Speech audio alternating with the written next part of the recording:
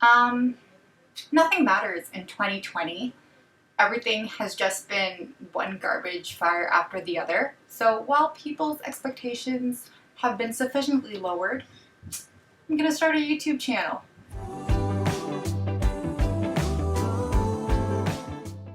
Hi, my name is Nicole.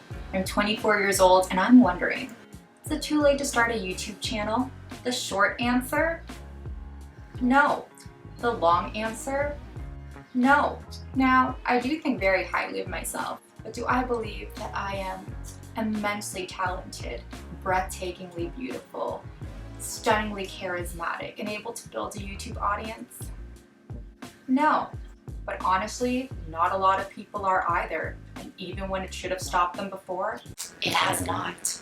Confidence takes people more places than talent ever will. Now you may be wondering, what are your reasons for starting a YouTube channel? Is it a mental breakdown? You already got the haircut going on? And to that I answer with the following reasons. Number 1, Florida. So, unless you've been living under a rock, for the past 4 months, we've all been experiencing the collective trauma of being an introvert. And I guess the global pandemic, the race war, the social uprising, just one garbage fire after another. You better stop! The point is, we have been stuck in quarantine. I haven't seen any mimosa boomerangs. Haven't seen any concert videos that look like they were filmed from a toaster from nosebleed seats. But as someone with the confidence and disposition of a white man, that is all of the audacity, but none of the privilege, I always welcome the chance to speak in front of a captive audience. And what audience could be more captive than a quarantine audience? Because when you are someone with no defining identity or characteristics outside of school or work, and you find yourself to suddenly have an abundance of time, what do?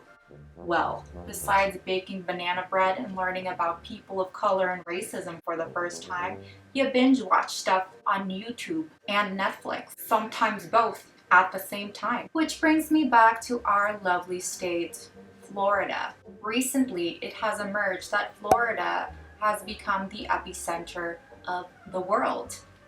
Not the country, not North America, but the world. Because we've somehow politicized caring for other people. And while that is truly awful for everyone in the healthcare sphere, including me, someone who is in the healthcare sphere, what this means is that when that second wave inevitably hits in the fall and compounds with the flu season, we will all head back inside. Yes, instead of delaying our gratification and enduring a sucky spring in order to have a free summer and fall where we can frolic around without masks and just touch each other. Instead, we've settled for a mediocre spring, a lackluster summer, pretending that phase 3 restrictions have been lifted. And when we end up back inside for the fall, guess who'll be there? Me. We will all be back inside, glued to our screens. The difference is that this time, A, we'll hopefully learn more about racism. Maybe it is another election season. And B, I'll have a YouTube channel ready with content for your consumption to get you through these hard and trying times. Preemptively, you're welcome. Number 2, a creative outlet for my loneliness. I have truly lived my life doing everything that I have been expected to do. I have carried the unreasonable burden placed upon my shoulders by my immigrant parents who have walked uphill both ways in order to get to school. I have a lovely, albeit stressful and cozy desk job that allows me, after working for 30 consecutive years, with 2 weeks of vacation each year, to retire with a full pension. Save for my choice in men, I have made some very good life decisions. I eat kale willingly. I have regular bowel movements. Now, am I coming on the internet solely to brag? Yes I am. I only need to work 26 more years for our capitalist overlords before I can do what I have truly been put on this earth to do.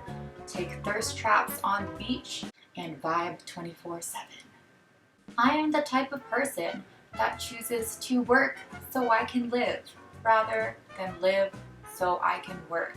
And yet, despite all of these life choices, I am bored and stressed. A lethal combination 90% of the time, I am creatively unfulfilled. I have chaotic energy that I unfortunately must suppress at all times in order to maintain the guise of professionalism and pay my rent. I am not able to entertain people in the way that I would like to entertain them, through witty banter and high quality memes. After graduating from my identity as someone who is tired and busy all the time, I have moved on to the next phase, the next chapter of my life, where I carve my identity around being this: lonely and disconnected. So what better way for me to do God's work of entertaining the masses and creating high quality parasocial relationships with strangers on the internet than to create a YouTube channel? Number 3, there are many channels out there, but none of them are me.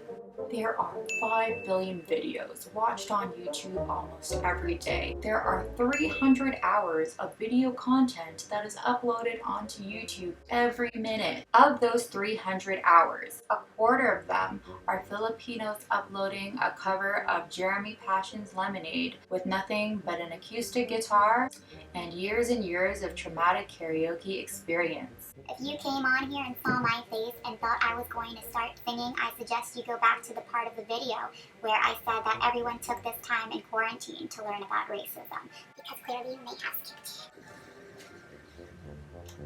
That being said, the Venn diagram of people who shouldn't be putting content on the internet and people who have the audacity to do so, it's a circle. And while I acknowledge that I am part of that special YouTube circle, I also acknowledge that some YouTube channel ideas are like farts. Instead of sharing them with the world, you need to go to another room and keep that to yourself.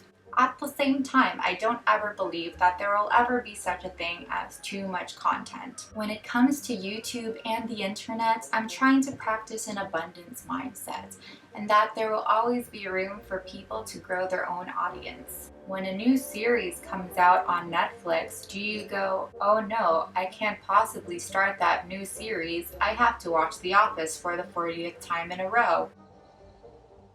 Yes, but for people out there who actually have personalities outside of watching The Office, you do sit down and you consume that new Netflix content in order to be in the loop with all of your other friends who have also consumed that Netflix content. When there is a new Twitter White Boy of the Month, do you go, "Oh no, I won't fawn over this one. I already have a tiny hat skater boy with extreme commitment issues, manipulative tendencies, and a diet consisting solely of cigarettes that I have to fawn over"?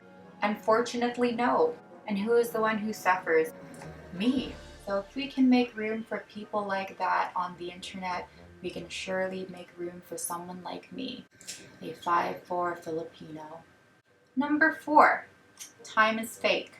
Time has especially felt fake because of quarantine. I see people getting engaged. People are buying houses, and by people, I definitely mean that their parents are buying houses for them. Now, if I were a lesser person, I would care about the milestones that other people have hit in their life.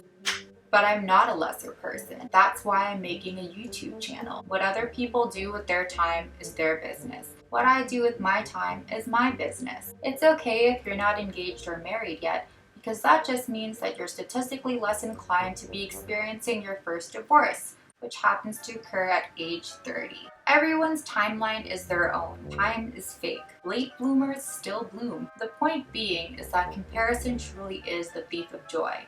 And of all the things that 2020 has already taken from us, do we want to be responsible for robbing ourselves of our own joy? No. Number 5, I don't remember things. For the vast majority of my ugly years, where I had a lethal combination of glasses, adult acne, braces, and an overall social awkwardness that can only be paralleled by the likes of Michael Cera, I have little to no memory of what I was like. Now, do I have photographic evidence and records of what I was like during that time? No! Whoa! Yes, but if I simply ignore it, it will cease to exist. That being said, there's a lot of things in my life that I would like to remember, and it's a little sad that I don't. Despite my deadpan delivery, there's a lot of things in my life that I truly am grateful for, and I would like to be able to remember it all. However, if I don't have any concrete or photographic evidence that it exists, I won't remember it. It's like I skipped the stage where I was supposed to develop object permanence, but instead of for objects, for things like happiness and good memories. A great deal of my life is monotony. It's just mostly me working, trying my best to carve meaning out of life and vibe. But the other 10%, cinematic genius. I would like to have people to share that with. So these are the reasons that I'm going to be starting my YouTube channel. I'm going to be uploading every Thursday. Maybe. Now, if you'll excuse me, I'm going to do what I do best. Go to bed and take a nap. Bye! Hello, welcome to my YouTube channel. Please like and subscribe so I can afford an air conditioning unit.